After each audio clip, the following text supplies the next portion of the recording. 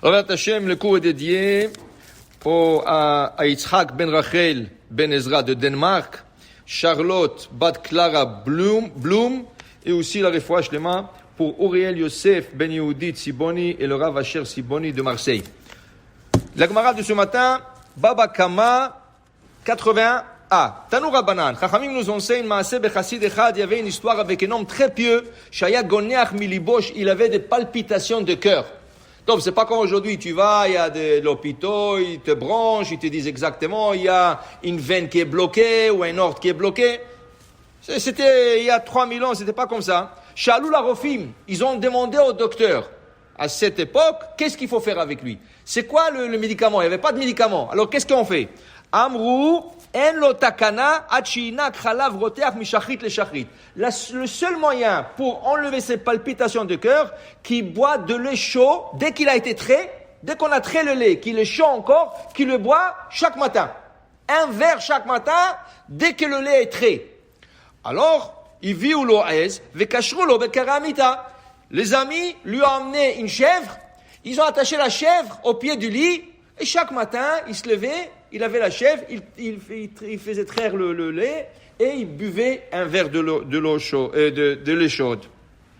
Les yamim, après un certain temps, nichnesu chaverav levakro. Les rabbins, puisqu'il n'est pas venu étudier longtemps, okay, alors ils sont venus le voir, ils sont venus le visiter.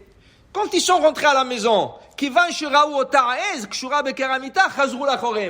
ils ont vu une chèvre à la maison attachée au pied du lit, ils ont fait un demi-tour, ils sont sortis. Okay? Pourquoi? Ve'amrou, ils ont dit, listim mezouyan bet beto shelze, vanu lechasim etzlo. Il a un voleur attaché à son lit et nous on va rentrer chez lui. Pourquoi? La Gemara nous explique là-bas qu'il est interdit en Israël d'élever de menus bétail. Ni du mouton, ni des chèvres, ni de... Tout menu bétail interdit. Pourquoi? Parce que le menu bétail, c'est des voleurs. Ils rentrent dans des territoires privés et ils prennent le gazon. Ça, c'était exactement l'histoire des bergers d'Abraham et des bergers de Lot. Quelle était la dispute entre les deux groupes de bergers? Le berger d'Abraham, il disait au berger de Lot, si vous voulez paître votre troupeau, c'est rien qu'à la campagne, rien qu'au désert. Et eux, ils rentraient dans la ville et ils mangeaient le gazon de territoires privés. Okay? Même mon cher Rabbeinu, c'est écrit dans la Torah qu'il a fait paître le troupeau d'Yitro à Char Hamidbar, dans le désert, mais pas dans la ville, pas en entourage de la ville. Et de là, c'est sorti que la halakha est interdit en Israël d'avoir des menus bétail, élever des menus bétail, chèvres, moutons, toutes choses comme ça. Donc, Yashvu vebatku, les Chachamim, ils ont commencé à examiner le dossier de ce Hassid, okay? Velo matsoubo ella avon otoaez. Imaginez-vous aucune faute dans sa vie. Il a jamais fait une faute de sa vie, ce Hassid. La seule faute qu'il a fait, c'est cette chèvre qui a été attachée à son pied de son lit. Ve'afou, et même lui-même, Amar bishat mitato, il disait au moment qu'il était mourant, Yodeani shen biavon. Je sais que je n'ai jamais fait une faute dans ma vie. Ken? Chutz moto avon shel otoaez, sauf le péché d'avoir cette chèvre à la maison en Israël, ken? Attaché au pied du lit. Donc, sur le même ordre d'idée, Tanu Rabbanan, Chachamim nous enseigne, Lo yigadel adam et kelev. On n'a pas le droit d'élever un chien.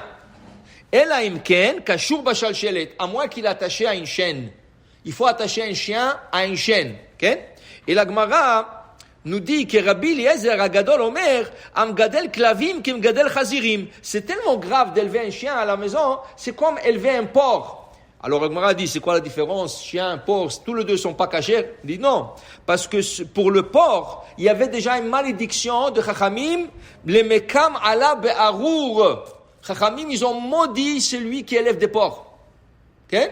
Regardez en Égypte, quand il y avait de la famine, et Yosef était le roi, c'est écrit dans la Torah que quand les Égyptiens n'avaient plus d'argent, ils sont venus lui vendre ses biens personnels.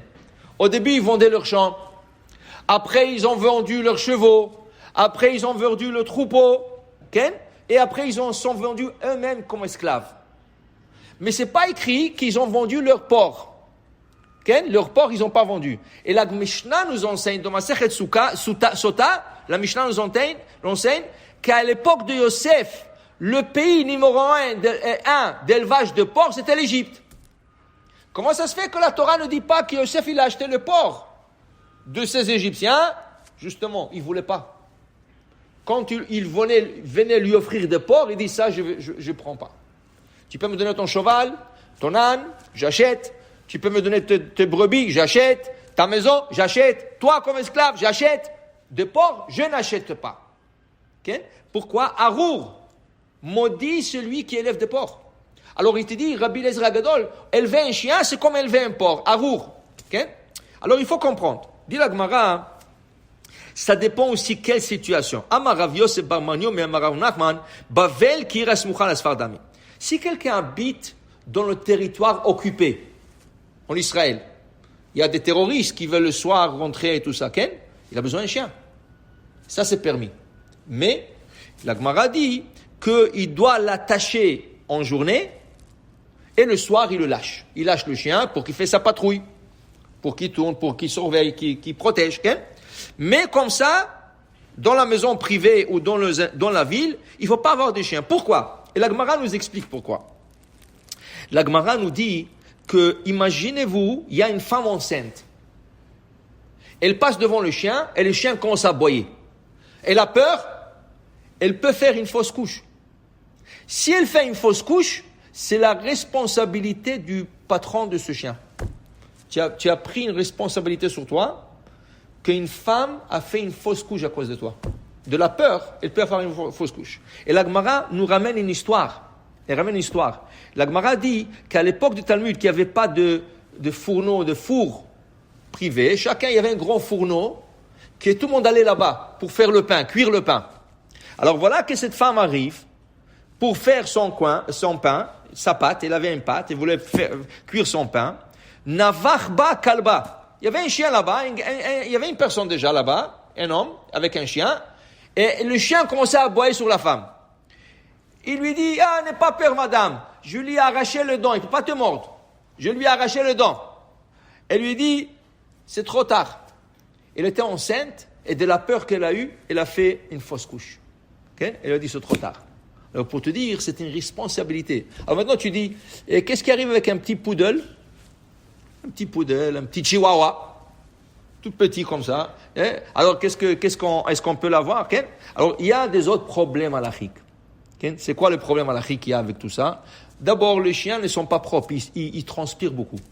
Alors le vendredi soir, il y a beaucoup de gens qui aiment voir le chien dans la pièce là, mais tu n'as pas le droit de faire qui-douche devant un chien. Il est sale. C'est une saleté. Okay? Alors tu n'as pas le droit de faire un chien. Okay? Le chien se promène partout et des fois, quand ils sont petits, ils font leurs besoins par terre. Okay? Alors ils salissent la maison. Okay? C'est pas une question de salir la maison, c'est une question que tu peux plus faire de brachot devant les parties sales de la maison à cause de ce chien. Okay? On dit qu'Elia, on avis, ne rentre pas dans une maison où il y a un chien. Okay? Et on dit qu'il faut nourrir son animal avant de s'asseoir manger. C'est tellement compliqué. Okay? Alors, occupe-toi des enfants. Fais des enfants au lieu d'acheter des chiens. Ça, c'est l'idéologie des goïms. Un enfant, un chien. L'idéologie juive, c'est autant d'enfants que tu peux avoir. T'avoir alecha beracha. Baruch Adonai le'olam. Amen ve amen.